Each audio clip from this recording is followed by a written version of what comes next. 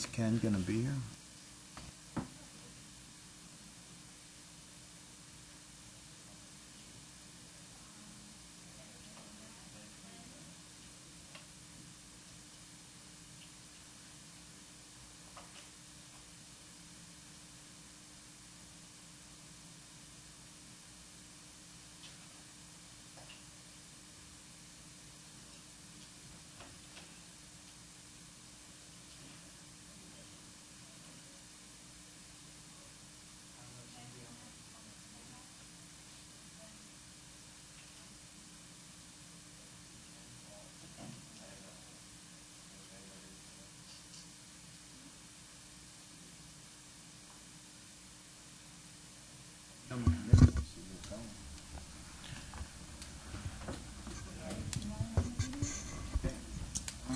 It's Why don't you run?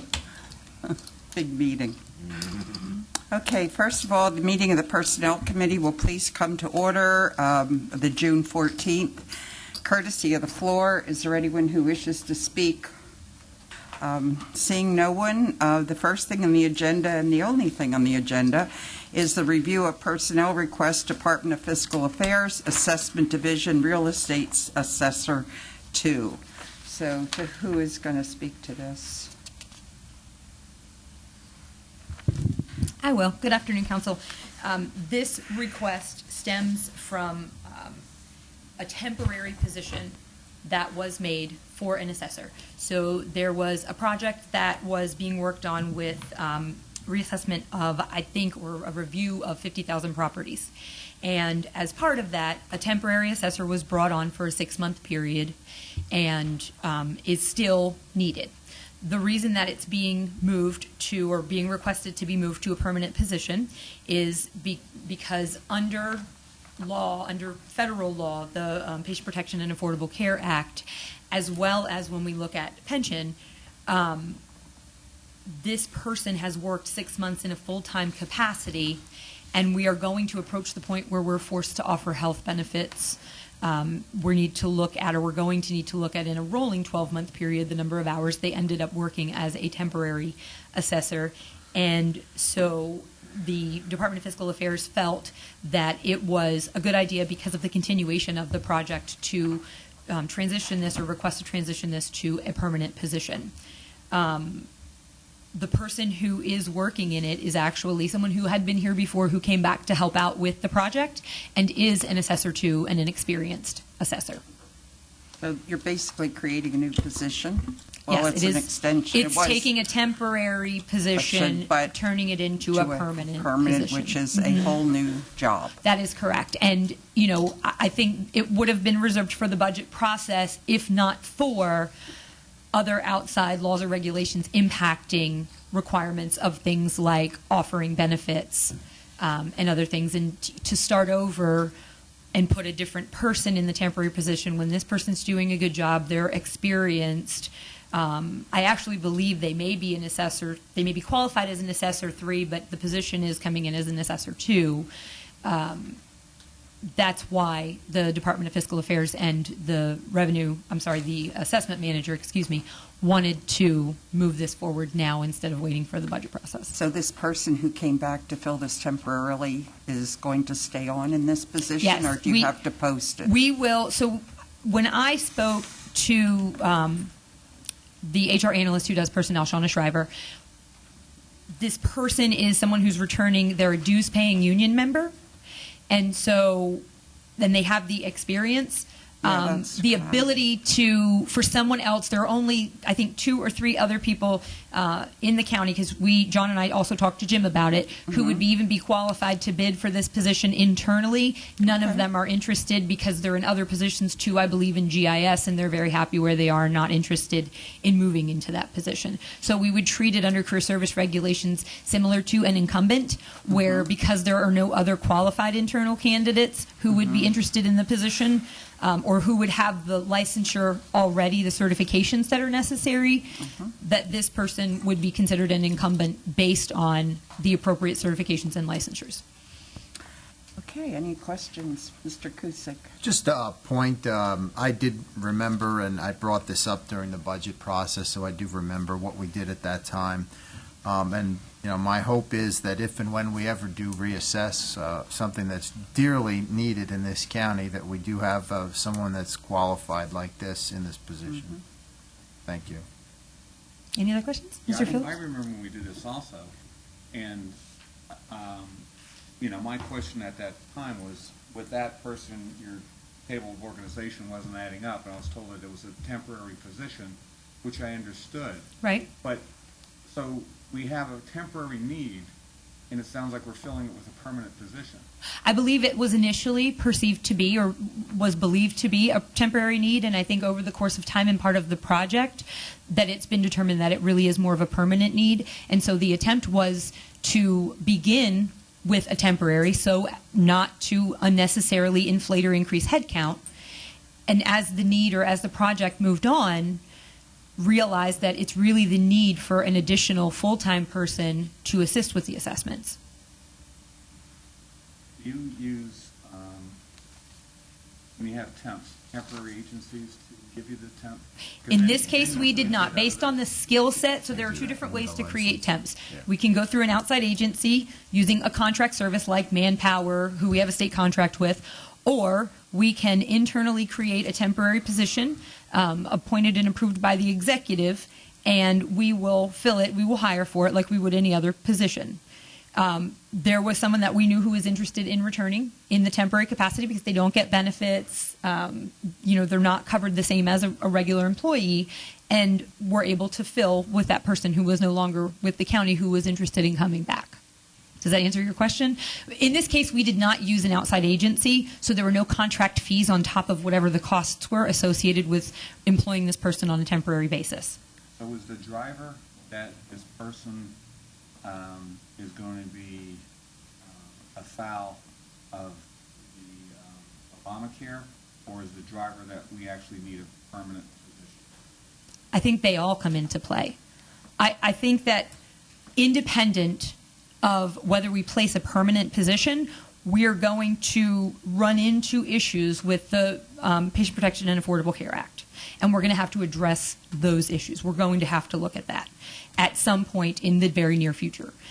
Independent of that, or coupled with that, we also need to make a consideration for the volume of work and what they have been doing and the needs that they have in the department as a result of the project that they took on. Is the project going to end, or and will it help be needed after them? I think, I don't know, John, if you have anything for this or not, but I think that they have not completed the 50,000 that they were looking at and are seeking to ensure that it is done completely and thoroughly. Because, I understand if we think we need it beyond the project, but we're going to pay these medical fees and all that stuff, insurance anyway. If we paid it even while they were finishing the project, it would, we're not saving anything. Yeah, the driver's been, the number of parcels that still have to be reconciled in preparation if the county were to do a full reassessment, that this position would be, we would have to staff in order just to do a full reassessment. The workload that would bring upon Cheryl's team would be cumbersome. So while though they're trying to get finish up with the 50,000 parcel reconciliation, looking down the road to a potential reassessment, this person, and we may have to come to council for additional bodies depending on the scope and scale of the work involved with the reassessment. So to answer your question, it would be, I could see a continuing need, which is why the movement to a full-time position right now would be appropriate based on the information from the assessment department and fiscal.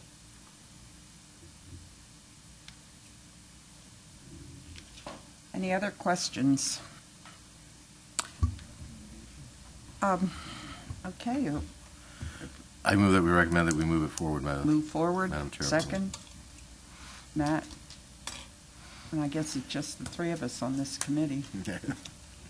Okay, it'll be moved forward then to the next step. Perhaps tomorrow evening. I'm not sure if it's on the agenda. It is. Okay, good. And I just want, I guess this is just kind of an aside or an extra, but Are we ever going to do another personnel study or pay study or start getting back on steps? I keep asking this all the time, and I remember the first thing when I came on to council years ago. It's not fun to do. It's not fun to do. So here's what we do. Since I have come into HR, when we have an open position, we're trying to look at what those open positions are. Mm-hmm. I think part of the concern in doing a full study, number one, it's very, very expensive. Yeah. And I'm not saying that's a reason not to do it. Right. But it's very, very expensive, that you don't want to create hope of a complete overhaul of a salary system that may not occur. And I don't know that to do the study and to get the results and then not be able to implement those results is it's a big concern for the morale of the county, for the morale of employees, but also whether or not the county can afford. You spend, and I don't know what the Hay study was before, but you spend $100,000 on a salary survey, and that's $100,000 that, as we're looking at positions individually, could go towards some of those things. And we're in negotiations with 5 unions this year, and they have asked for a salary study as part of the initial union negotiation information. And we're working on that. We have information out. We're waiting for the CCAP salary survey that they do every other year. We're waiting for that information to come back because we've participated in that. We have a new salary tool that we in HR use when a reassessment is done of a position, if there's a restructure of a position. And we also have participated, the County of Lehigh is also in, I don't know if they're doing it for negotiations or just looking to do a reassessment of their positions, but we've also participated in a study with them, among other counties of our size, that we will receive the results for as a function of participating in it. So that should be very good data for us to receive that we also intend to be able to use as we're headed into negotiations. I will tell you, I know that the Home Rule Charter, and I know that there are policies that say every 2 years you have to do a salary study. I think that is a little bit frequent. But also, the reality and the way that we really need to try and approach this is my experience in the public sector, at least, is that we would always, every budget year, we would try to tackle a few positions that we knew were compressed or underpaid, and approach it that way. And after a few years, we had really made some progress. I guess ultimately, between the executive and council, doing a full salary survey or salary study and then adjusting all of those salaries is a financial decision that council and the executive would need to discuss and make. And I don't think that it would be appropriate for me to speak to based on what that cost would be. I mean, we look at every year $1 million or more in increases just in a COLA. And so those are things that have to be taken into consideration. I can tell you, during my tenure as the HR director, one of the things that we have tried to do is, as we are reassessing positions or as an open position does occur, we try to look at it, and if there are material changes and there are things we need to look at, we have a very good tool that we use now. It's a tool that you pay for through salary.com. People like to go to salary.com and say things like, I checked my salary and here's what it is. Well, that's not really what it is. That's very superficial information that you didn't pay for. That's really a mean and not a median or the 25th, 50th, 75th percentile of what people who've reported are making. Well, I know we just approved the position for a PE for Conservation District, and we didn't have any qualified, we didn't get a PE. So I'm right there. We're going to have to start looking at. So in that case, the way... but that wasn't advertised too long either. Well, it was advertised for the appropriate amount of time as required by the Home Rule Charter and career service regulations. Just a couple weeks. But one of the challenges that we ran into, specifically with union positions, and that's not a union position, was that we would post the salary range. And in a union position, everybody comes in at the first step of the range. And there's really not negotiation with that. It's a union environment. It's a tenure-based system, and that's how the structure generally works. In this case, what we did, what we're going to do. We do have qualified candidates. We reposted it. We've got a candidate came through that was a qualified PE. Oh, okay. But also, I think that what we're going to try to do in that situation is post the range for the first 3 steps, that it's between this and this, because for recruitment purposes, if we go outside, the executive has the ability to put someone at the 3rd step. We don't want to unnecessarily inflate the salary or encourage people to argue for the 3rd step every single time because of our salary situation with internal employees. You don't want to bring everybody in at the 3rd step when there are people who have been making the 1st step for a number of years. I mean, that, creates issues as well. But I hear your concern about conservation. We have talked to Sharon Pletchen, and we are working on an additional approach to draw more candidates in for that. But I'm just hoping, as far as recruitment in all departments and so forth, I just hope we salary is absolutely okay. yes, Okay. we absolutely do look at every open position. Okay. Thank you. You're welcome. Any other questions? Any others? Okay, motion to adjourn. So moved. Second. Okay, we are adjourned. You're up. Thank you, Madam Chair. All right, then we will move directly into the Finance Committee meeting. Is there anybody that was signed up for courtesy of the floor of the Finance Committee this evening? Seeing none, we'll move into our controller reports. Mr. Barron, you are the first up. Thank you very much. Give me 1 second here. I'm going to pull up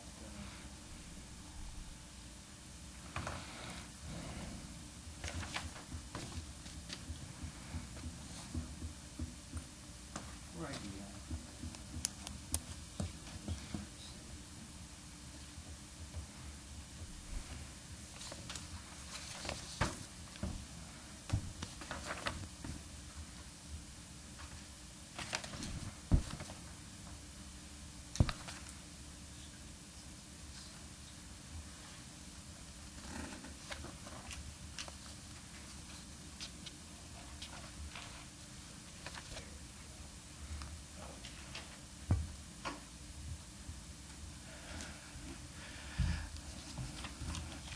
If you would just want to pass these around, get a copy of the PowerPoint.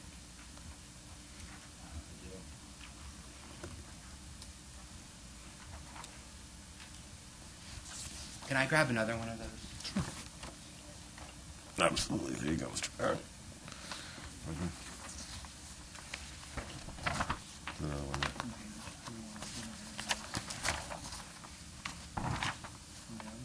I think we did, yeah.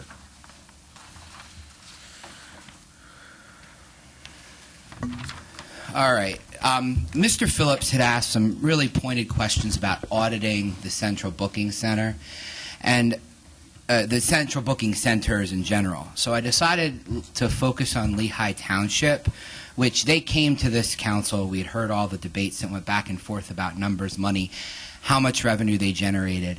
So what I did is I actually looked at every case that went through the central booking center in Lehigh Township in the year 2016.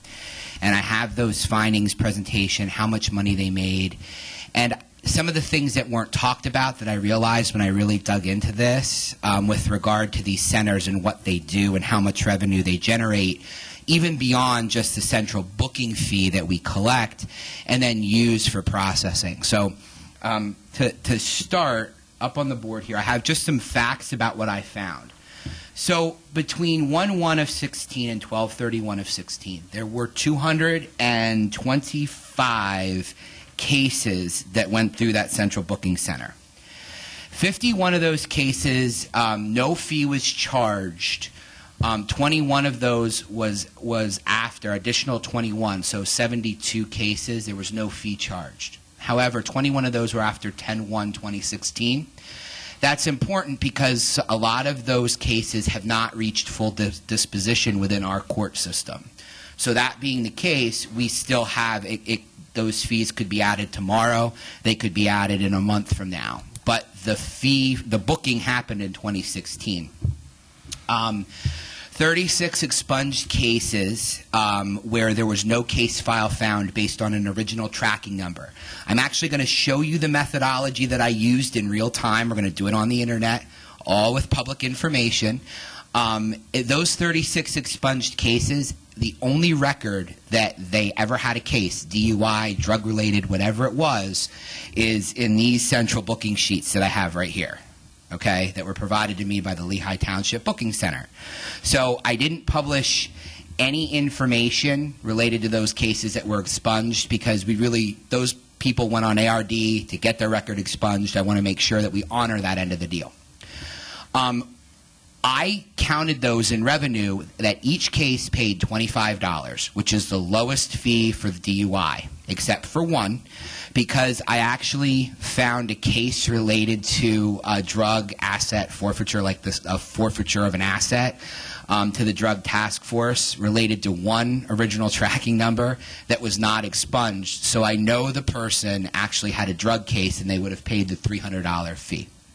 The only way cases are expunged is if all fees are paid completely. And I will show you an example of that when we go through the examples. 46 DUI booking fees were paid in full, which was $25. 7 other booking fees, not DUI related, were paid in full, $300. There were 9 partial payments made, $136.71 out of 500 total to be collected. Now, outside of the 200 the other things that this center does, we had 10 cases where suspect IDs were made. I don't know what the disposition of those cases were, but they made a suspect ID. 15 applicants to various local police departments. 16 DUI booking fees were not paid at all, a total of $25. Various reasons. The fees were charged, the person's on a payment plan, hasn't made their payment yet. Some people have other pending charges, the DUI being one of them. They're in jail right now, so they have no revenue, therefore no income, so they're not paying their fees. And then there are 15 other fees not paid at $300. Many of those 15 are residing in either state prison or the jail in Northampton County when I did a look.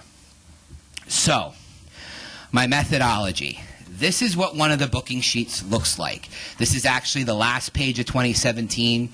All of these cases are active cases. You can find them online by just keying in a few numbers. So none of those cases that are on the screen right now or in the report are expunged. So therefore, you can see them, look at them, feel them, touch them, okay, look them up. They did not fall into the range of anything that I did because they were booked in 2017, but Lehigh Township basically gave me all their booking fees. I just wanted to show you what a sheet looked like.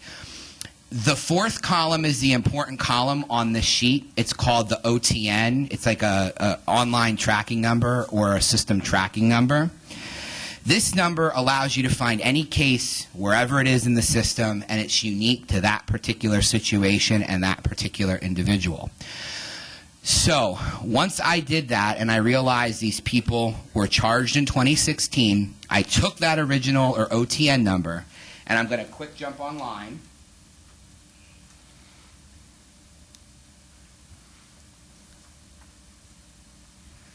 So this is the Unified Judicial System website for Pennsylvania, and it's their Unified Justice Portal.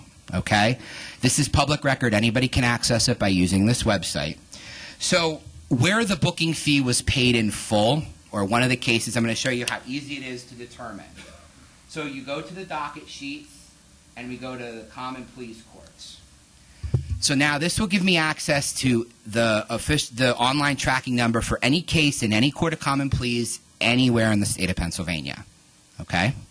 So we'll do, I have to type in a tracking number here. You go down to the bottom, put in OTN, and then I'll type in this unique number.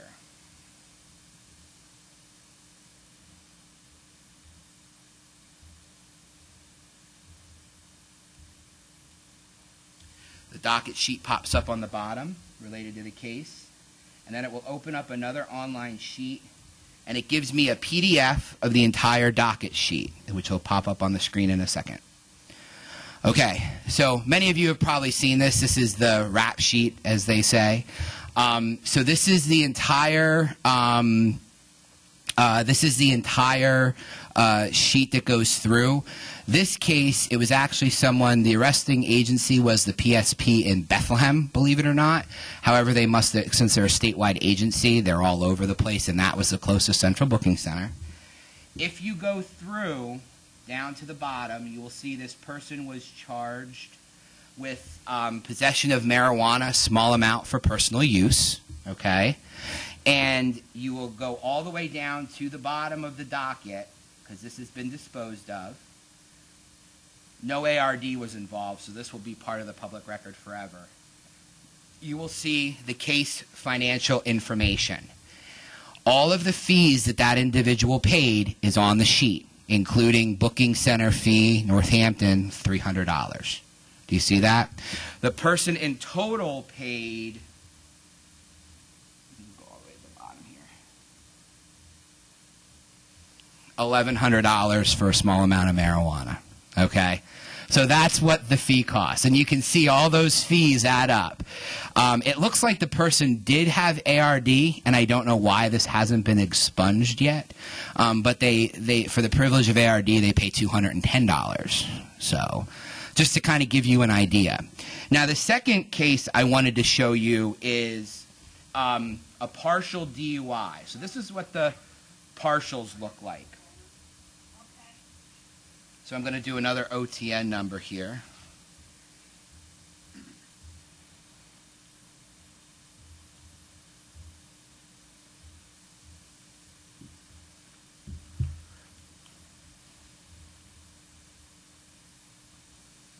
So this will be the second docket sheet. This is actually what a DUI looks like in the system. There's other charges there, but the person ultimately was charged with DUI. If you go all the way to the bottom,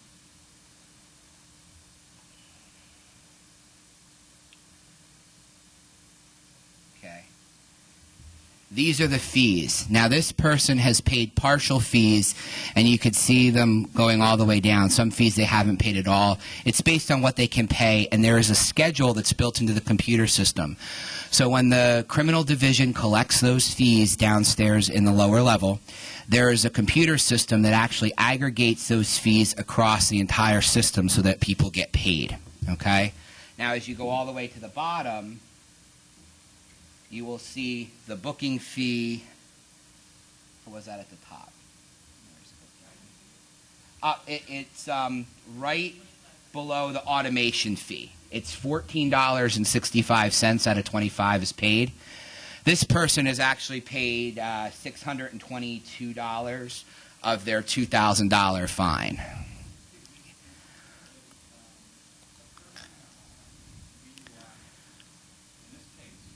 Mm-hmm. No, $25 is the cost. Mm-hmm. Nope. It's a smaller fee. Yeah, so I thought if you read through the plan, it in the very beginning of it, it says that $300. Now that's for additional offenses. This is also an ARD case. Just so you are aware, this person is awaiting completion of ARD. It looks like on the docket sheet, I can't say for certain, but it looks like on the docket sheet, this particular person will be on ARD. The record will be expunged once they pay the additional, whatever that is, $1,400 that they owe.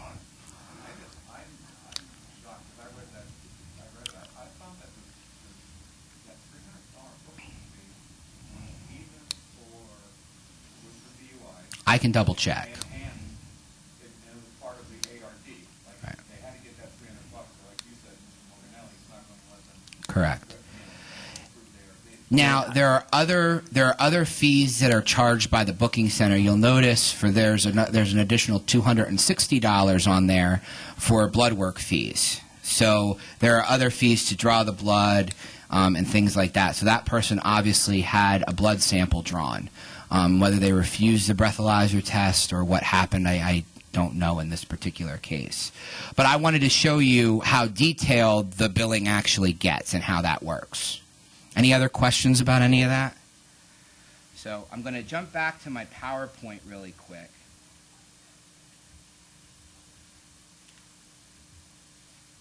So you see the methodology there. If you go to the next slide. So the process overall, so in 2016, we collected $274,577.85. Now, the way these fees are collected is the criminal division collects, and each month they forwarded in 2016 between $13,000 and $33,000 per month into the fund that is listed for the prison. The one thing I had difficulty figuring out was where that money went in expenditures for central booking, and I'll explain that from a budget perspective in a second. The total from Lehigh Township collected so far is $4,536.71, with $4,900 still to be collected, and there's an additional 21 cases that have not been assessed any fees yet. That being said, Lehigh Township makes enough money to cover what you paid for in some way, shape, or form. There's also some additional things to consider that I'm going to talk about.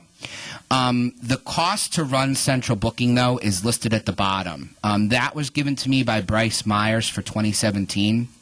If you go to the county budget online in the ERP system, you clearly see the $274,577.85 going into the jail's budget. It's very clearly listed as revenue. What I wasn't aware of is how much of the salary, how much of the fringe benefits, what other fees are involved with running the central booking center. And as you can see, the Bethlehem modem rental was the $1199.40, for those of you who didn't know that price. But everything else is cost to the county. So when John Brown said it was a loser, the revenue clearly does not match the expenditures just in booking fees alone.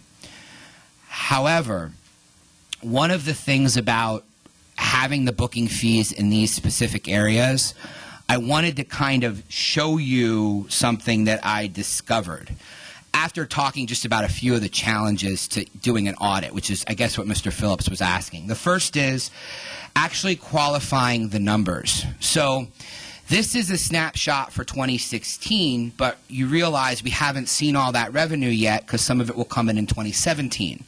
It's not fair to Lehigh Township to say, you know, that they're doing wonderful, but it's also not fair to the county to say, you know, they're doing there's no real fair measure, because in 2015, Lehigh Township could have made a lot more money.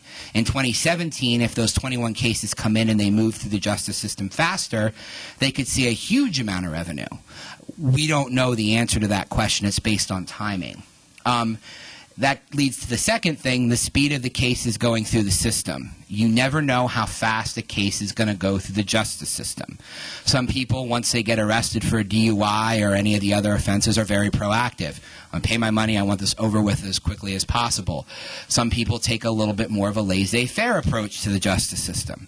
Either way, the cases move through the system at different speeds.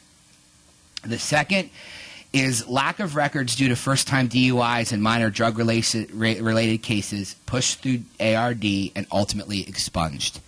If we don't get them, or we're not constantly looking at this in that window of opportunity, several of the cases, I was able to find one that collected the $300 booking fee, but of those 46 or whatever the number was that were expunged that I couldn't find, there was no case file, several of them could have been $300. All of them could have been $25. I felt the safe assumption was to say all of them were $25, because in that way we weren't overselling the amount of money Lehigh Township was bringing in. Fees generated from the criminal justice system go beyond the simple booking fees. And I'm going to show you an example of this with another case on the system, because it's easier to show you. This is a case that was put through the Lehigh Township Booking Center that was a simple trespass.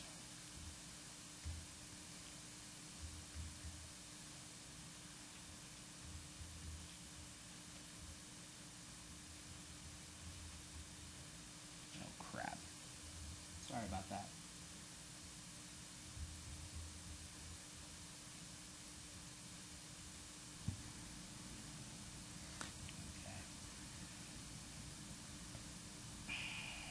So as you can see, defiant trespass, actual communication, that's a misdemeanor 3. Basically, this is an officer warning somebody, you trespasser, right? That would relate to the central booking fee, right? When it got into the system, though, the officer lowered it down to a summary offense somehow. I don't know why it was done. Justice Hawk and the Court of Common Pleas here in the county lowered this down. And that was the total cost for that court case. You'll notice there's the district attorney fee, the domestic violence fee, postage, there's a sheriff's fee in there. So there's a lot of other fees that are generated for the county. This case and some smaller retail thefts that generate this $400 to $1,000, $500 to $1,000, I would say generally, may not ever come to disposition if they would have to bring that person a greater distance. So, for example, for a small criminal trespass like this, the person might say, hey, I'm going to cut you loose. If it's a retail theft, they might say, if you make restitution right now, I'll cut you loose. You know, there's a lot of those considerations. And you won't collect the $300 municipal fees like you find at the magistrate level, because this person might not be booked in the traditional way, or it might not be convenient for some of those smaller crimes to take an officer off the street and things like that. So I want you to just to consider all the other fees we collect, and that's why I thought showing was more important in this case, so you could kind of see them all. Again, whatever we do with the booking centers, it's these are the numbers as they are. It's up to council and the executive to make that decision. But I do think I would be remiss if I didn't say you could potentially see a loss of fees in other areas if we don't make booking accessible, either through a central booking system that's like a true drop-off center, or keeping these satellite locations in Bethlehem and Lehigh Township. That was just the point I was trying to make. Go ahead, Mr. Dietz. Yeah, so if you look at the court-approved central booking plan, 1725.5, paragraph A, it goes through that, and in which it does say in there that they are to be charged no more than the $300 fee if they're placed on probation without a verdict, or they receive accelerated rehabilitation disposition, or pleads guilty, or is convicted under the crime. So, and that was part of I think the question of the audit is, this could be part of the reason why the county overall is losing money. If these things should be charged in there and they're not being. It could be, and again, and if those fees need to be changed, that would be something that the council, the executive, and the courts would need to work on. I mean, and if that's, we've discovered that here, so if you want to go back and you don't think those fees are being charged correctly, we could absolutely look at that. That's not a problem. But there are people who pay in that ARD system $25. Now, the operative language there is up to $300. Right. So that might be what, what they're saying now. Do we up that amount to $50? And that's one of the questions I had about, part of the audit or going through it is, if, we're getting 20% of the $300, if it was a $200 fee, but all of a sudden it was more realistic and we were getting 80% of it, you know what I mean? Right. So. Yeah, and I don't know, to answer your question, I don't know what that break-off point would be. Right. Somebody says DUI, you can't afford it. And that legitimately, you can't afford it. Right. It's going to break the bank. So that being the case, what do you, where is that price point for the county? What do you do? And that's a decision I don't know the answer to. And that's why it says, so there isn't technically a violation of the law, but it's up to the $300. All right, so if we're looking strictly at the booking fees from Lehigh Township that were actually physically collected based on your audit, in the year 2016, we collected $45,3671. Correct. With a potential of $4,900 more dollars to be collected. Plus 21 cases that did not come to disposition. But, and I wish I could be, I wish I could be more clearer with all those numbers, but the speed of the system, that's one thing I did not anticipate going into this. I think the reality of any system that we work with in this process, just like the Graysdale collection systems or anything else, we've realized that there are time phases to this. we're going to have the same thing happen in 2017 as we move into the end. So realistically, we collected, just to draw a balance sheet number, we collected 453671. Correct. That we can add to that.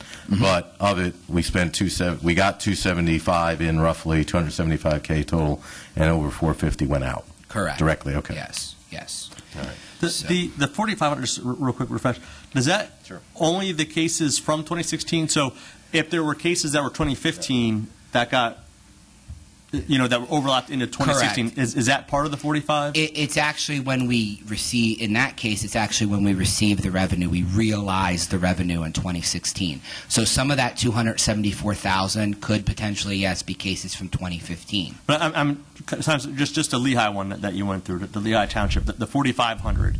Were that just the 2016 cases? That some of that, that was just the 2016 cases. Right. So correct. there could have been. So just say, if this was 2 years back to back, they could have had the 4,500 from that year and the 4,900 from 2015 that hadn't been collected yet. Yeah. Or less or more. Right. Yeah. Right. Sure. Yeah. I needed to come up with a way to have like monumental dates in there. So Sure, I yeah. had like something static to shoot for. The other thing, there's too much speculation if you go all the way back to 2015.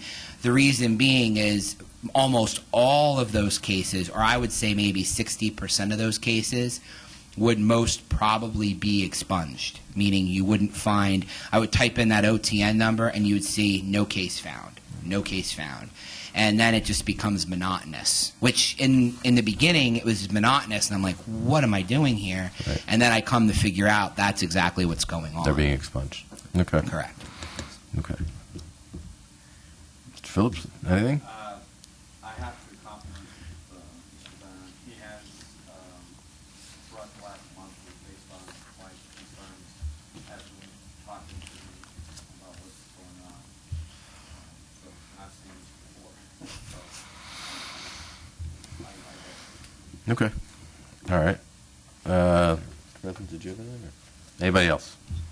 Very good. Then we'll move on to the next item in your agenda, Mr. Barron. So I guess the audit reports are next. Yeah, they are And correct. so the first report is the statement of indebtedness. We're required to do this each year, so it's always good to see, and it's always good to report that the debt service, the actual, decreased, and over the anticipated for 2017, we will see additional decrease. So that's always a good thing to see. It usually goes down now somewhere in the neighborhood for the total liability of $8 to $9 million a year, which is very good. Again, we don't give any opinions on whether we should go out to market for new bond rates or anything like that. This is just simply what our debt service is, where it is, and it's required by the Home Rule Charter and the admin code. Any questions about that? Anybody? Okay. Okay. The next one is internal controls for, I think it's farmland preservation. Farmland preservation does collect small amounts of cash, and back when I first was elected, we agreed to do these cash collection offices on a rotating and ongoing basis. I think this is a really good exercise for the county to be involved in, and it allows us to visit everywhere where we could potentially be sensitive. Not that anything is amiss here. Everything is fine. We sampled 5 receipts and verified they were deposited on the same day, and received that the check cash mix agreed to the validated deposit slip, as we usually do. Very few bank deposits are made in a given year in farmland preservation, and most deposits include multiple receipts. This is one of the offices that we don't require to make, regular deposits when it gets up to a certain amount of money. They do not have any bank accounts, so therefore you don't have to worry about any of the bank accounts, and things there are very good. It's always nice to have somebody looking over your cash and your receipts. Any questions? No? Very good. Okay. So, hotel tax distribution closeout. The much talked about closeout of the tax distribution to Arts Quest and PBS 39 is upon us. They have each received their $1 million. I understand that revenue for the hotel taxes being looked at is to be used in other ways, which is pretty cool. So I think everything there is fine. Everything has been accounted for and it's been used for the appropriate purposes. I don't think we ever had any findings other than the hiccups in the beginning, just making sure because this money was mixed obviously with other money to pay larger bills. But you saw no irregularities in any of this? No, not at all. Both entities were wonderful. Let me ask a question. This is Yes. tangential on the hotel tax. I've seen several other counties now have entered into agreements with the Airbnbs and some of Yes. these online. Do you have a sample ordinance or some such that?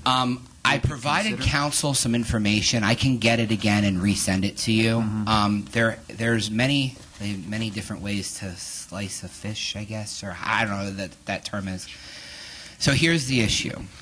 There, in the city of Bethlehem specifically where this came up, there's a historic district, Mm-hmm. and there's an individual, very entrepreneurial person who's buying up historic properties, some for long-term lease rental like apartments, and he placed 2 on Airbnb.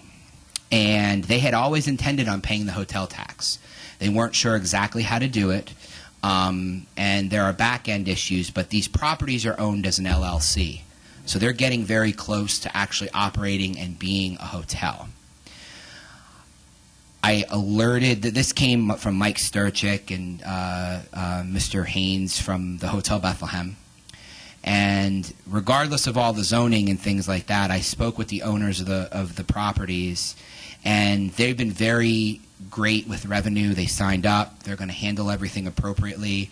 They're working on the back end with Airbnb to, talk about a fair room rate and what they can charge and how they're going to get us the 4% hotel tax. The state of Pennsylvania, Philadelphia, Allegheny, and I think Dauphin County all are currently with Airbnb. Those fees are being taken out, and the state sales tax of 6% is taken out automatically. Lehigh County is working with Airbnb. I don't know if council needs to enact a resolution or I don't know what the mechanics of that would be. You might want to speak with Mr. Lauer about that. But it really is, once you get in touch with somebody at Airbnb, a very simple process. They program it in. They require in Pennsylvania for somebody to say what county they're located in. And when they select Northampton County, that 4% comes up and is taken right at the point of sale and then remitted by Airbnb.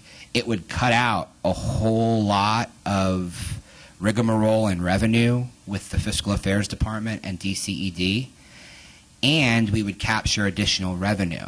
And I don't think it would take many man-hours to do. The problem I would have done this already as the controller. The problem I have, though, is I can't enjoin the county into anything like that.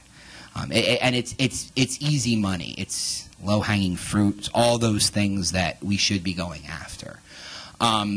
Some people were concerned in the city of Bethlehem, if we take the 4% tax, are we, in essence, saying they're a hotel? And I was very clear with the folks that own those properties, and no, they're not. They're renting a room. We're entitled to that revenue based on the law, so we're going to go and collect it. Because the law is written very generally. If you basically have 4 walls and you rent it out, you're a hotel. We even do it at campgrounds. We audit campgrounds. So, any questions on that? So you might want to check with Mr. Lauer. Mr. Hurlinger did ask me if they put a committee together, if I would be willing to take part and help out, because I've done a lot of the research and I've talked to folks in the city of Philadelphia, and I said I'd be happy to do that when they met. Do me a favor, just clarify what you just said. What's that? Okay, if you rent a space, Mm-hmm. under what condition are you saying it becomes a hotel versus not a hotel as far as a rental? If you read the law, it's basically if you rent the space to somebody to live in it or occupy, if it has a bed and 4 walls, It's a hotel. Under what time frame? Like, in other words, it's less under than what? 30 days. Less than 30 days. Okay, yeah. that was what I was Yeah. looking for. And I made I'm sorry, I should have clarified Okay. that. I made very clear to those property owners, too, because they were leasing homes, and I said, are these long-term, short-term? And I Right. said, it's more traditional residential lease. And I Right. said, that's fine. I don't really care about those. It's when they are under 30 days Under 30, okay. that it becomes an issue. Okay.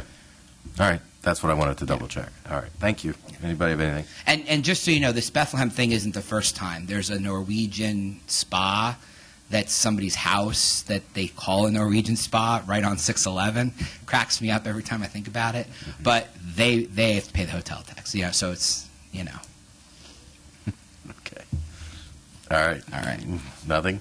Let's move forward then. Okay. The Schrin Memorandum of Understanding. All right. So this came about because Council and Mr. Cusick specifically asked where all the money was from the $2 million deal in the Schrin TIF.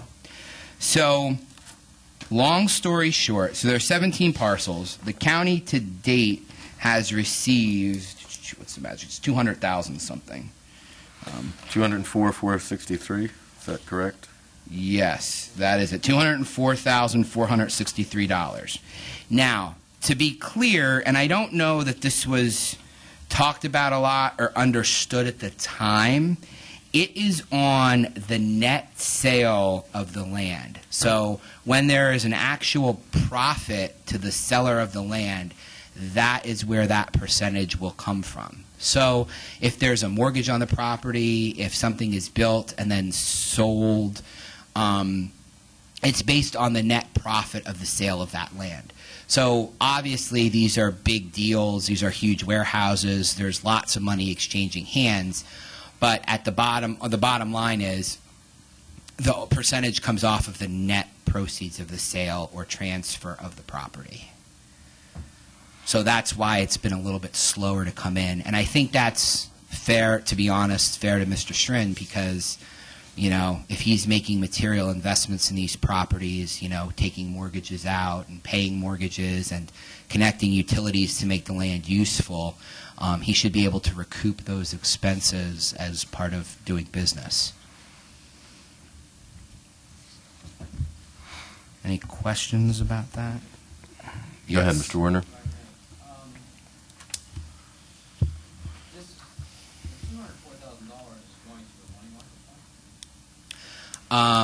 You'd have to ask Duran that question. I do not know. States that. Oh, it does? In your audit. Oh, it is going to a money market fund. You are correct.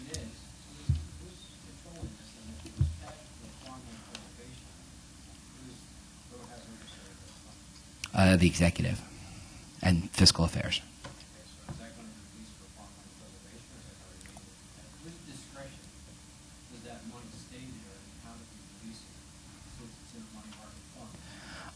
It would be the executive's discretion to release it for open space purposes. And I would guess if he didn't, council would be upset about that and try to fix it. Go ahead if you can. Can't be too long. It It's depends on what it's $200 in interest. Yeah, the money comes in as it's restricted and solely for the purpose of farmland. It can't be used for any other purpose. I think what you're looking at is Duran and the financial team. On any cash reserves we have, we don't let them sit idle in a bank account. They're invested in various vehicles, and in this particular case, would be in a money market to keep it fairly liquid. As we look at the farmland budget, those monies are utilized whenever possible to move forward to the farmland process. So, for example, those monies could be put up as a match potentially to the state when we put money forward and ask the state to match funding combined with other monies that might be budgeted for farmland in that particular window. But they are restricted. They cannot be used for any other purpose other than it's intended. So. Okay.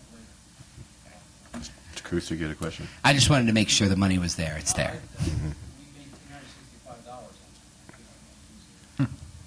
Sorry, Mr. Cusick. No problem. At the time, this was touted as a $2 million deal. Now here we are, what is it, 5 years or so, 6 years later?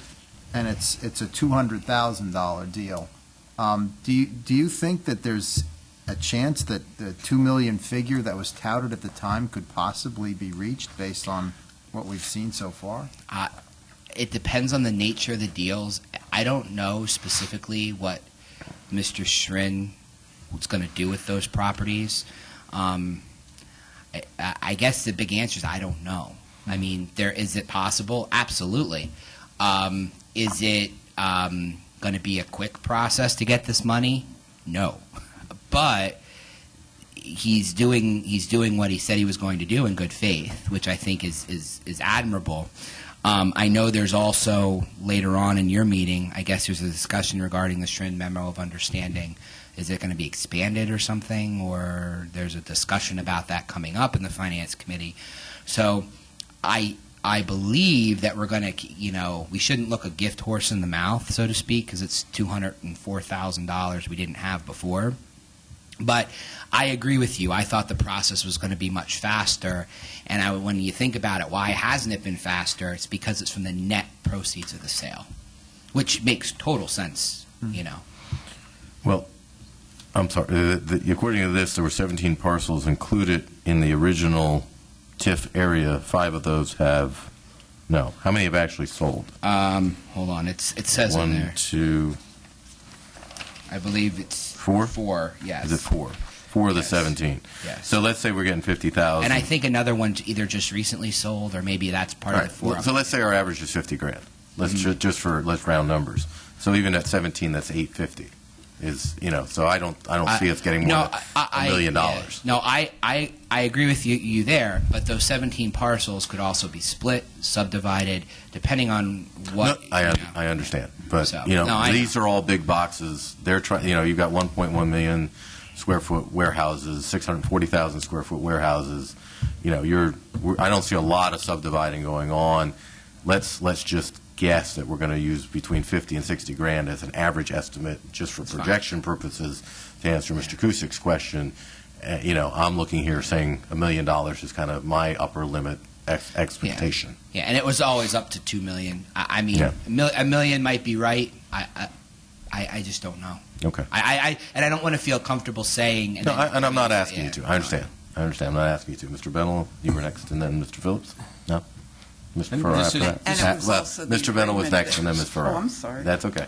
I'll yield to Peg. You'll yield? Oh, you yielded. You yield to me, as they say in D.C. Shouldn't he bow? Isn't that the way it works? No, I'm sorry. You make me forget what I was going to say. No, I agree. I understand. I remember that this was not to be all warehousing, that we were supposed to have restaurants and hotels on part of this land. I don't know that there's any restrictions in the deeds as far as what can be go there. There are? Yeah, there are There are some, yeah. Yeah, there are some restrictions. That wasn't really the scope. Okay. but I just wouldn't buy a restaurant or build a restaurant there though. Just Maybe closer to the intersection at the end? I don't know. maybe. Maybe. Maybe. But that's Put a not truck in the stop TIF though. Yeah, yeah, truck stop. With a restaurant. Yeah. Can make a lot of money on a truck stop there. Yeah, no, All right, Mr. Bennell, I'm sorry. I guess my issue with this is it's based on the net sale, yes. which is the price that determines that is the mortgage. And if we weren't given access to what the mortgage was, how do we know what? We had the closing sheets and everything. We had all the closing sheets. That's But no, there was some information that we weren't allowed to get in here, and that's where I was concerned with. It seems like we're taking an educated guess at what the true costs are. We were able to verify the selling price of each parcel. We were unable to definitively assess whether the sale price reflected fair market value, as many factors determine the final selling price. So if the question becomes, are these properties being sold for less than fair market value? We were not in the business of saying this is fair market for that property. Is Mr. Schrin undercutting the market by selling this dirt cheap to Amazon, and because he really likes Amazon and wants Amazon there? That I don't know. So we can't determine the fair market value because I'm not an appraiser or an assessor. And we haven't visited or been on the properties. But other than that, we had access to everything else. You had all the access to the closing Yes. sheets. You know what the Yeah. costs were associated with the transaction. Are you finished, Mr. Bell? Mr. Werner? The only concern I had was there was one parcel that had a zero net selling price and didn't generate any kind of contribution. I don't know how that happened. That I don't know. Well, Yeah. The only thing I would say is a possibility, especially on the beginning sales, Right. are, so you incorporate the cost of the road in the Right. first ones, although it'll benefit the sales of the rest of them. So there could be a chance that on the future sales, there's an uptick on the profit of them. So if you put the cost of the utilities in and all that, and you cover yourself in the beginning, the next ones may be more profitable. But Yeah, the other thing we put in there, we put the caveat in there that we were not able to access Shrin's bank statements and his personal stuff because Right. that's outside the scope of what we were able to do. So while we were taking the records on face value, we couldn't trace it back and say, okay, this was where the deposit was, this was where the withdrawal. We couldn't do all Right. that because it's not a public company. He doesn't have to share those You didn't records have to with show you us. those records. Okay. Anybody else? Anything on this item? Very good. Let's move forward. Drug and alcohol internal controls. All right. We looked at the segregation of duties as we usually do. We looked at the sample deposits that we selected. We do 5 deposits as usual. There were no issues. We determined they have no bank accounts, so we didn't look at the reconciliation or anything like that. So drug and alcohol collects a small amount of money. So it's not, again, it's another small area. Same with mental health and developmental programs, the exact same thing. Right. So segregation of duties are there. They don't have direct access to any particular bank accounts. They can't make withdrawals. Correct. So, and they're following procedures as far as deposits and receipts. Correct. Okay. No issues. Very good. Um, Quarter of deeds follow-up and the recorder's improvement funds. Right. So policies and procedures manual was the issue. So the manual should be updated as changes occur, and management should provide ongoing training. Corrective action has been taken. The manuals are being updated regularly. Most procedures in the office manual need slight revisions. There's not a lot that's left to be done there. The supervisor's manual is the one that we really wanted, and it is in the process of being created. So that's not going to be an issue. We're assured it's going to be finished by fall, and we're going to be in that office shortly thereafter. So we don't see any need to follow up at this point. Okay. They're doing a good job there. And then automation fees. We recommended for the recorder's improvement funds, we recommended that the county establish a separate automation fund for the Register of Wills and Orphans Court, similar to the funds in existence for the criminal and civil division. The county has established 2 new automation funds, one for orphans and one for Register of Wills. The new fee schedule for the Orphans Court and Register of Wills were published in December of 2016. They're available on the website. And they reviewed the reviewed reports available from the Orphans Court and Register of Wills system will separate totals, and the automation funds will now be separated. So there's corrective action taken, and no further follow-up is planned at this point. Okay. Very good. Any other questions? Anything else from Mr. Barron? That's it. Thank you, Mr. Barron. Moving on next, the next item on our agenda is review of the 2017 budget amendments. Mr. Hammond, I assume that is why you are here with us tonight. It's always a pleasure to see you. Why don't you step forward?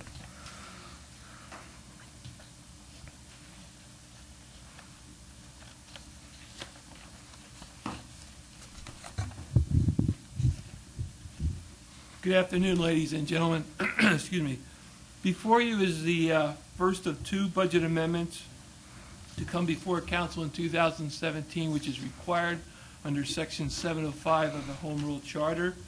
As you can see, there's about 3 pages of adjustments for you to consider. Primarily, you'll see the thrust of the amendments are in the human service area, which will be finishing out their fiscal year as of June 30th. There's a few grants that have been awarded in in the sheriff and in the jail as well. And at 911, you have the beginning of the community connection, where you're going to be bringing in the 911 centers under the Northampton County from the city of Bethlehem. And then probably the one that everybody's most interested in, no offense to the other amendments, is the IGT transfer at the Gracedale Nursing Home, which will have a positive impact on the county's general fund balance, as you can see by the very first item on the amendments. So if anybody has any specific questions, I'd be glad to answer them for you. Again, the majority of these are all self-contained in special revenue funds, but I'd be glad to answer anything specific, or if you want an update on the IGT transfer as it's proceeding, I can try and do that for you as well. Mr. Kuster? Just one, could you refresh my memory? The Act 12-911 fee, there's an increase there of $360,000. Right. Was that from the state revenue? Or? That's from the state, and that's to begin the process of coordinating the efforts of taking the 911 systems out of the city and bring them into the county.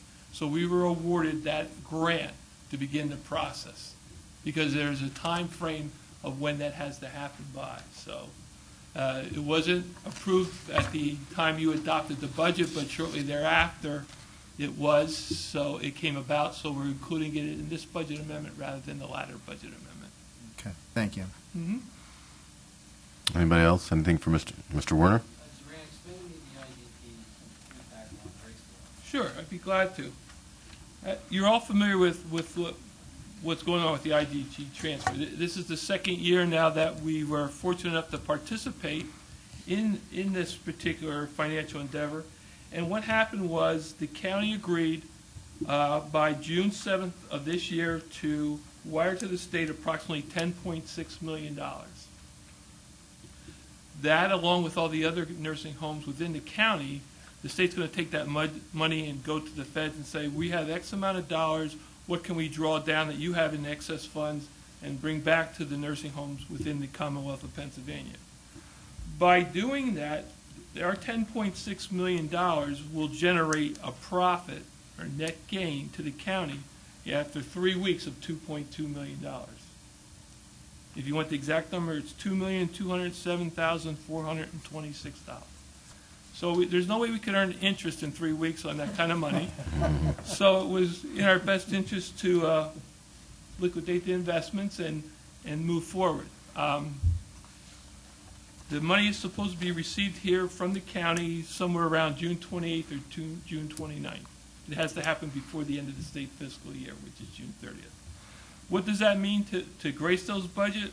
Well, what that enables Gracedale's budget to do is basically say, if you turn to the third page of the amendment, the first item that we're recognizing is the $12.8 million that's coming in as revenue. That's the $10.6 million that we put up front, as well as the 2.2 profit or net gain that we're going to receive. That's where we get the 12.8. In doing so, we will be able to eliminate the county's general fund county contribution to the nursing home for 2017. So as it stands right now, it's $974,938. We will be removing that from Gracedale's budget, and there will not be a county contribution from the general fund for 2017 as of this amendment.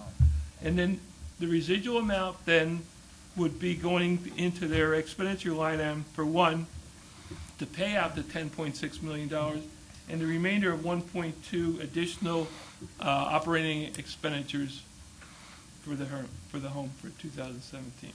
That's basically what's happening here. We're also already moving towards the second item.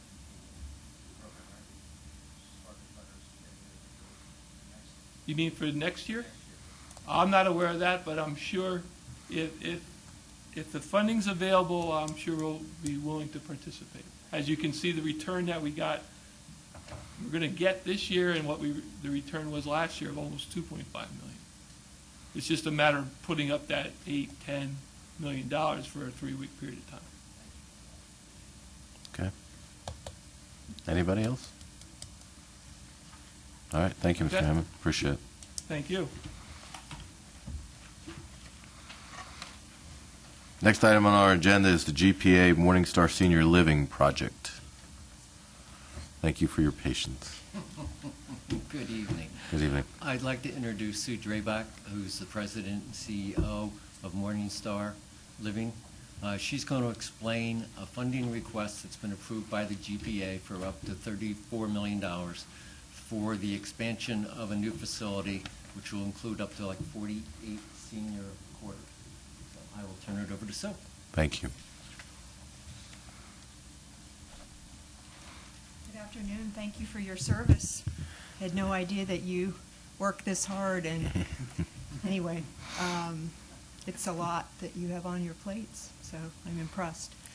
I'm Sue and Drabach. I've been at what we used to call Moravian Hall Square, which is in Nazareth. It's now called Morningstar Senior Living. It's the same organization, just a more broad general name, because we have a second campus we're developing in Upper Nazareth Township.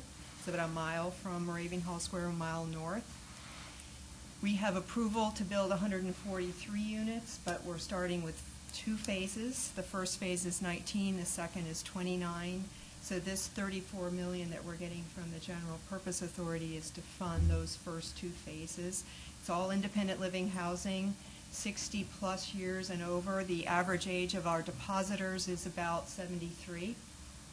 It's a cross between a CCRC, a continuing care retirement community or life care, and a 55 and over. We offer a lot more services, obviously, than a 55 and over community would. We are the owner, and so people would get lifetime tenancy that move there.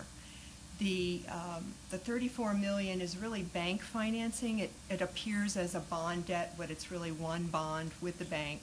Citizens Bank is $21 million, or up to $22 million, I should say, and Univest is another $12 million. So they're doing it jointly through Citizens Bank. We've done bond issues in the past through the Northampton County Industrial Development Authority. This time we're doing it through the General Purpose Authority, but this is not retail or corporate bonds, tax-exempt bonds. It's a bank deal. Okay. Are there any questions that you have? Mr. Phillips? You say it's not tax exempt? It is tax Yeah, exempt. sure, yeah. I thought you But said it's not, really but that one doesn't sound- bond versus multiple bonds that we're selling through an investment bank, as we've done in the past. This is strictly just a bank deal, not a multiple bondholder investment deal. So you're not going through an underwriter? Correct. The bank probably is, Yeah, the but bank has we're to. not. You go. Correct. It's a much better rate right now for any kind of tax exempt deal to go through a bank financing versus tax exempt bonds. Much better rates. Our all-in rate will be somewhere around 3.4%. Now, I understand the feds may have I don't know if they did today yet. That may or have not, gone up today, yeah. but a little bit. 0.25% maybe today. Anything, No, Mr. Furrow? This is just similar to something we've done many times. Yeah. The hospitals and different work, Usually their deals are much bigger, though. and the colleges. Lafayette College. Well, thank you for your continued expansion in Northampton Yes. County and your care of the people. I know a number of people that are in Moravian Hall Square, and you do an excellent job. Thank you very much. Thank you So- for your service to the county. Okay, thank you. All right, thank you, ma'am. The next item on our agenda is we already did that. Did the Shrimp Memorandum of Understanding. No, it did.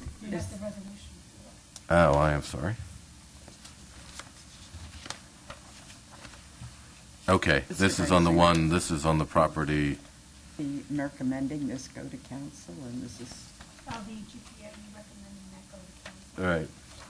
Yes, please. I'm sorry. Move that forward.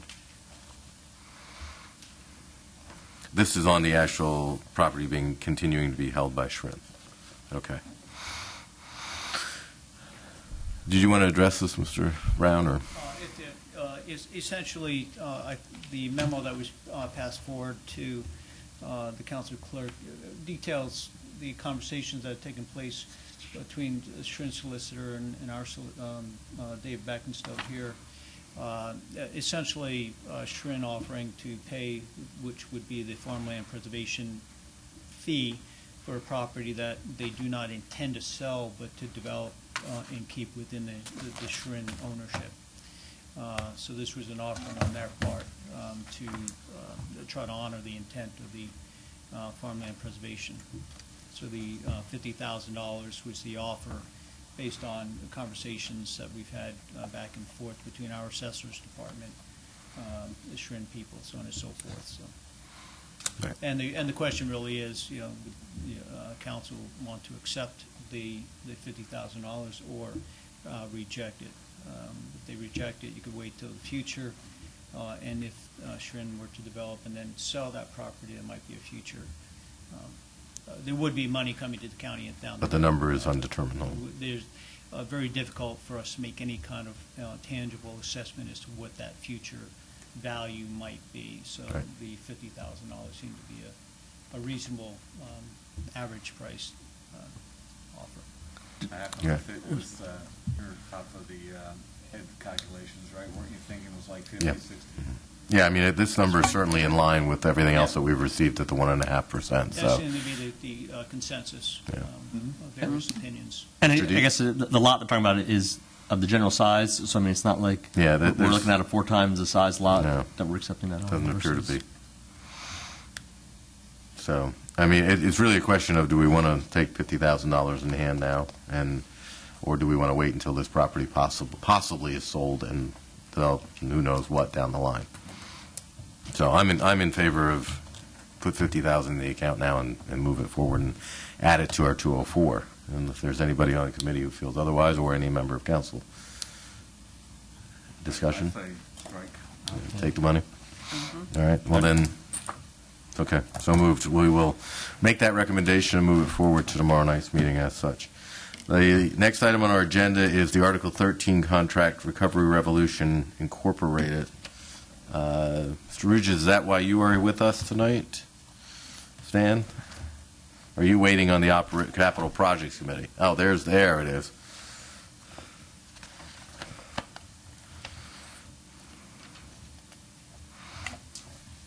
Afternoon. I forgot you were sitting over there, my friend. I apologize. That's all right. I'm a little prettier than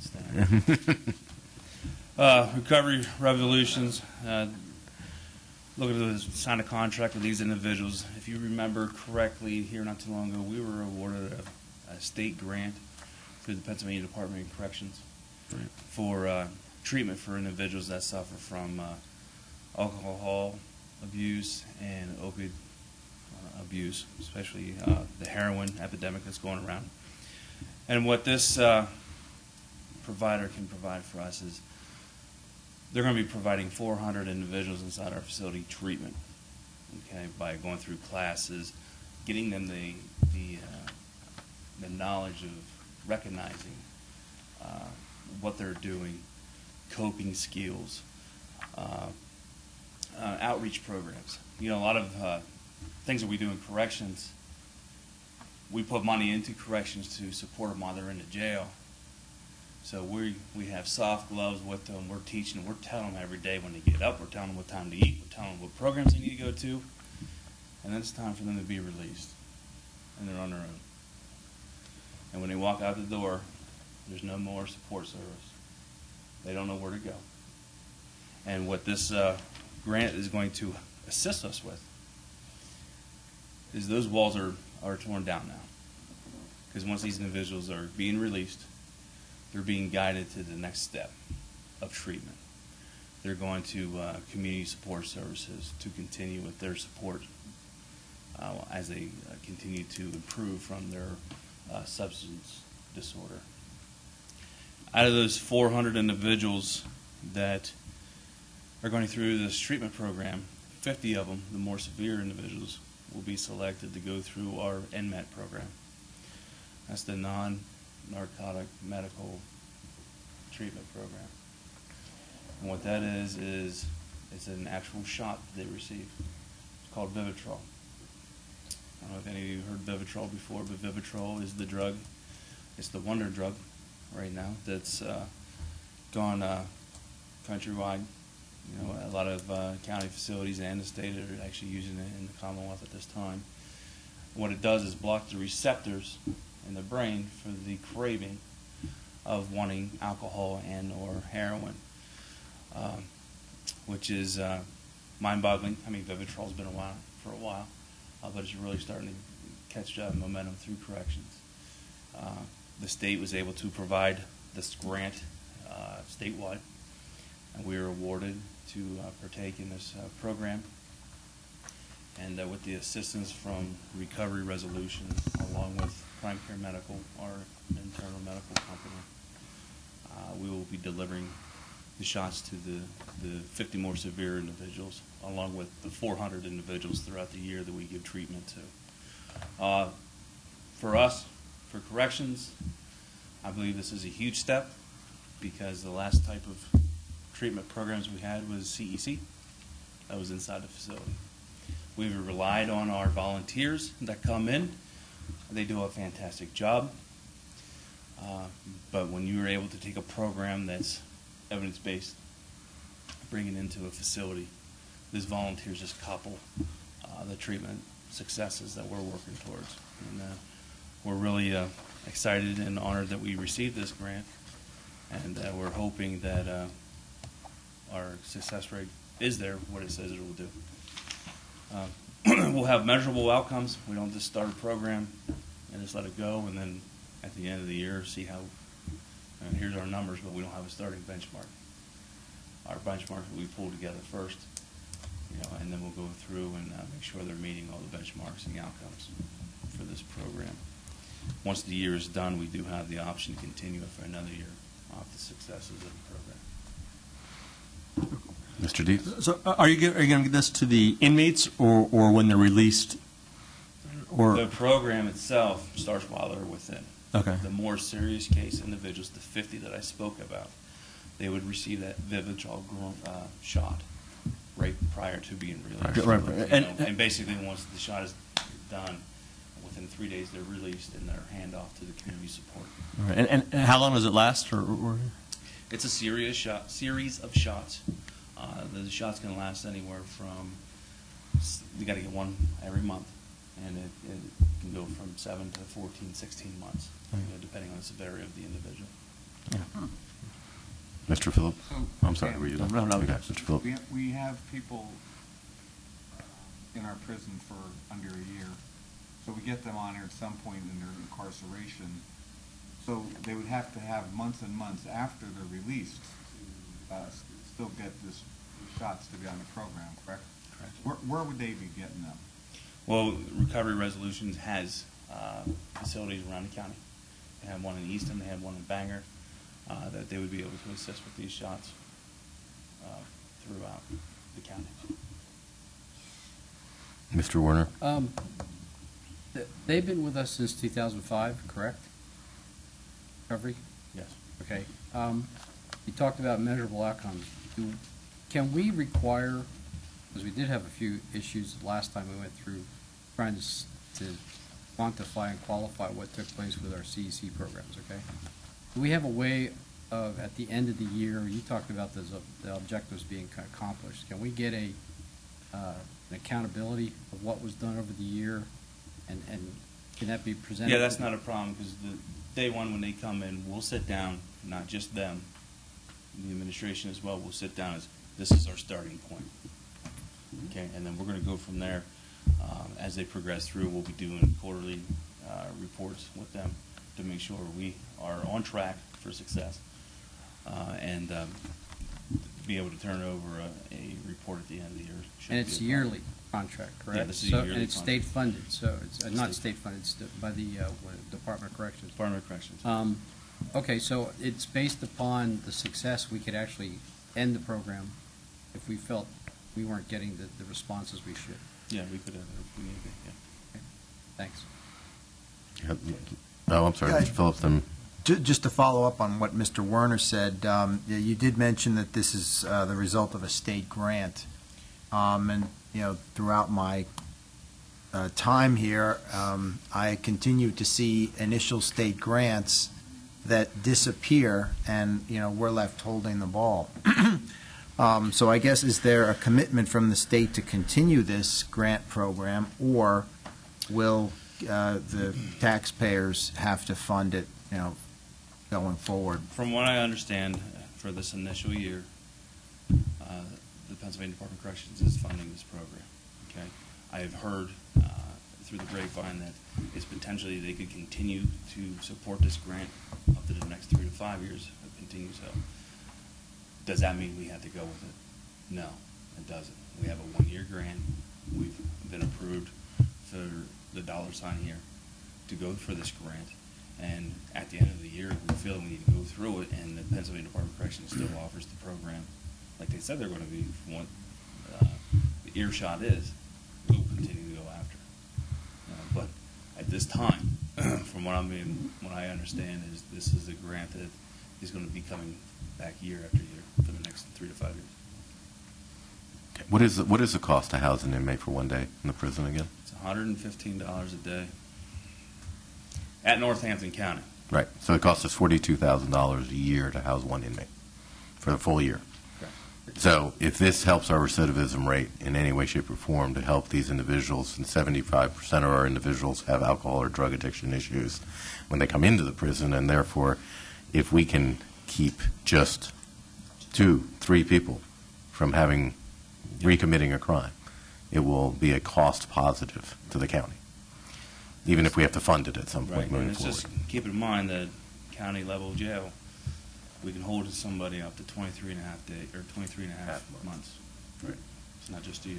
So, Yeah, but I'm just saying on an annual cost, if we have to spend $96,000, if the state drops out, and we have to spend that $96,000, and we find out that it helped 20 people, we just saved the county over $800,000 in my process. Great. All right. Does anybody have Mr. Bennell, and then back to Mr. Phillips? Well, that was going to be one of my questions. I guess my other question is when we talked about the recidivism rates a couple of years ago, there's no way to track if somebody's getting released from Northampton County and getting incarcerated in Monroe, Warren, Lehigh. I just take the 50 individuals. Are we going to follow them even afterwards to see if they stay out of any correctional facility, not just Northampton County? we can do the best we can. I mean, that does become tricky at times.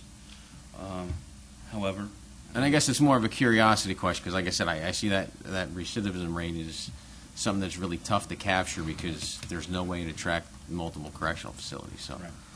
Nationally, the national recidivism rate is 68%. Our ultimate goal is to be lower than that. And for Northampton County, and just Northampton County, because that's where our main focal point is because that's where the dollars are coming out of Northampton County.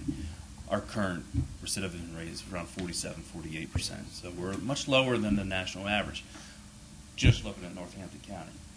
Our goal is, once this company comes on board, we're going to start compiling everyone that comes in under substance abuse disorder. And from there, we're going to look at the track record. And this is our starting point now. And then go from there. For us to see if these individuals get locked up in Lancaster County or in D.C. or West Virginia, we can definitely make an effort at doing so to track it down. Our main focal point right now is Northampton County. No, I mean, I'm just trying to see if the program is really working. To just, follow those 50 individuals. Yeah. Mr. Phillips, you had another item? Yeah, I mean, I don't have I'll just tell you what's on my mind. I know a person who's been on methadone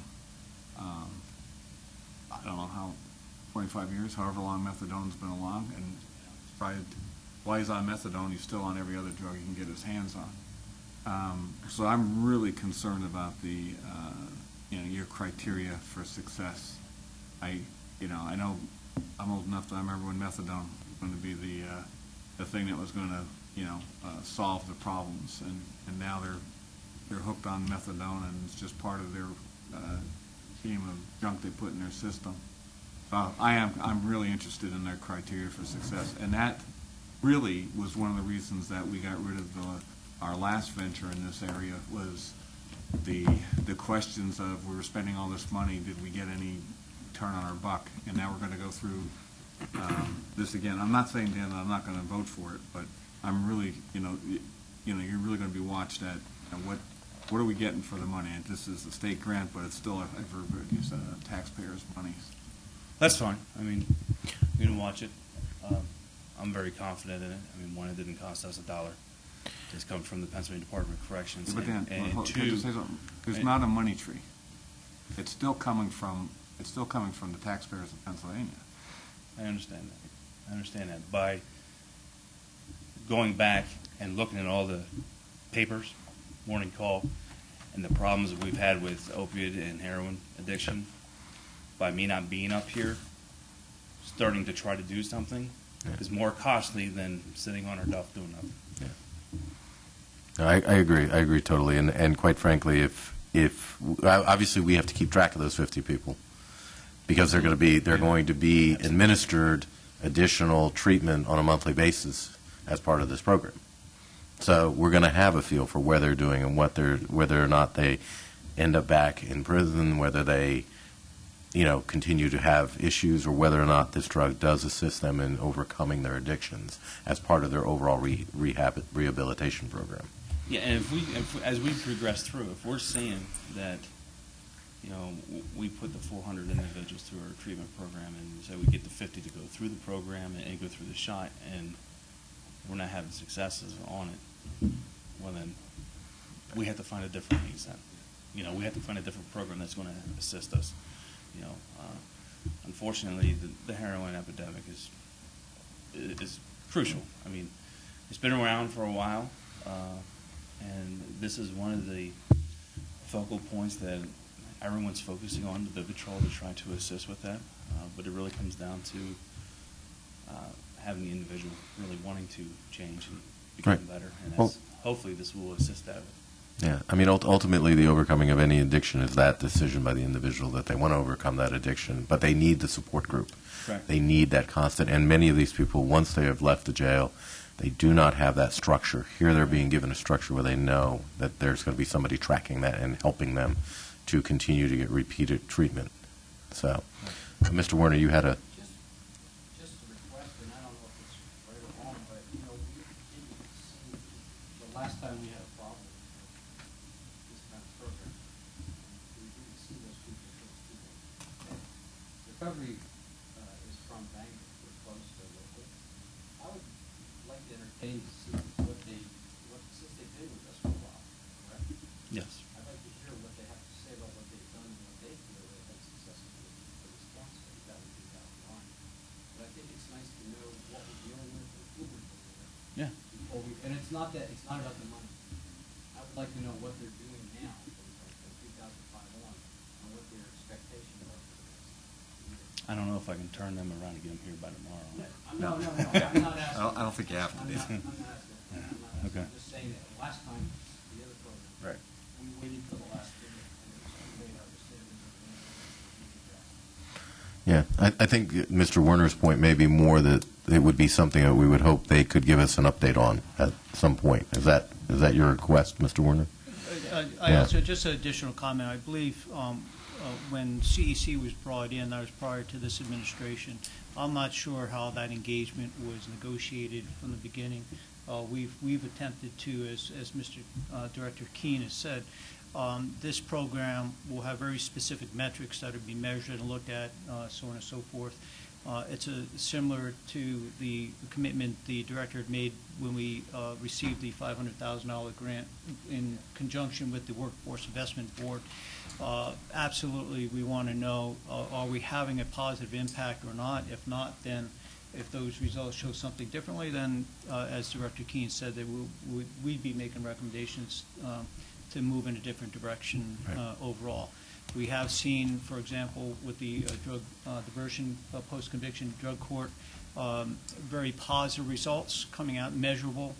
So, you know, the idea that we would not be able to report on these types of things and provide that kind of information back to this body on performance and going forward for the dollars spent, I think the director is well aware of those needs and is on top of that right from the start. Great. Thank you. Here's my thoughts. You look at the order, I think this is we're going to be dealing with money more. Unfortunately, yeah. So I think that if we just try to be a little proactive, get out in front of it, learn what our options are with the people we have that are being put in place, and that we're aware of it. Because a lot of times we don't have the time to read all of them, okay? And I would feel more comfortable, just me, I don't know the rest, just to sit and hear what they have to say about their community, so that we get a level of confidence. Okay. Yeah, I agree. Mr. Bennell? Just a quick follow-up, Mr. Keene. I know it's, understand the skepticism of council, but I do think it's a good program, and I'd probably encourage you to look at other programs, and as long as, again, Mr. Geisinger's math is correct, we can probably see a return on our investment with other programs like this. So, please continue to look to other avenues. Yeah, no problem. I mean, we're continually always looking for programs. One of the challenges we do have inside the jail, though, is our space. That was another selling point with recovery resolution, because they're willing to come in after hours. Some of the companies that we've talked to, they want to be there between the hours of 8 and 5. Well, they're willing to come in after 5. They're willing to come in on the weekend. So that's definitely a selling point with us as well. So that's good. Well, I'm for it. So, is there anybody in the committee has any reservations about moving this forward for approval? I'll endorse it. I do love what Bob said, though, and it's not contingent upon me voting on it personally tomorrow, but I would like to have those folks in and have them give us a presentation. But it doesn't have to be done tomorrow. We have it done within a month or so, or some time frame in the future. I agree. I think a proactive approach for once would be nice. I love that idea. Yeah, I agree. I think we got kind of flat-footed when we came in and realized where CEC was, and we managed to fix that. Yeah, I agree. That's why I'm just suggesting.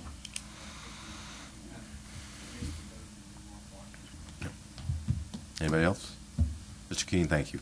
Appreciate it very much. Does anybody have anything else for this committee prior to adjournment? Then I ask for a motion to adjourn. And I have an announcement. We have to wait 10 minutes to get recycled on the tape, so take a 10-minute break. We'll start at about 10 of